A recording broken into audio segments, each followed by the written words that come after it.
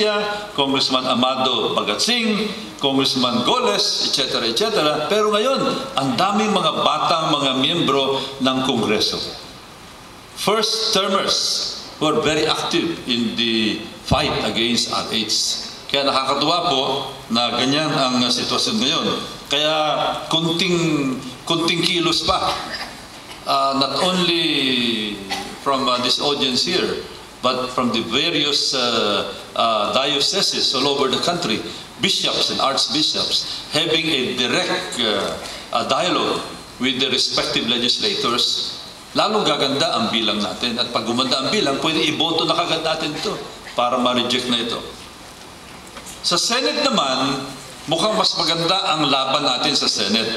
Bakit po? Kasi ang Senate President has announced himself as against RH. The majority leader of the Senate, Senator Tito Soto, is very much against RH also. And you know, these are two very key personalities in the legislative process. Of course, they would like full debate, no? They would not want to be accused of reversing the railroad, of blocking the passage, of blocking the free debate. But it's very important and very critical to have the two key positions, Senate President Juan Ponce Enrile and Majority Leader Tito Soto, as declared anti-RH personalities of the Senate. So yun lang po ang ating status report. I would like to thank you for giving me this opportunity to share with you the goings on in the House of Representatives with respect to our fight.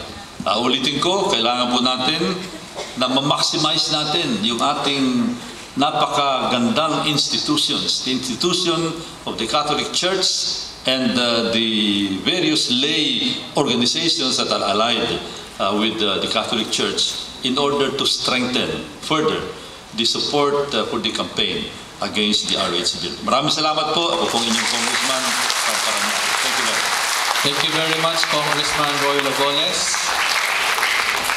Isa pang palakpakan para kay Congressman.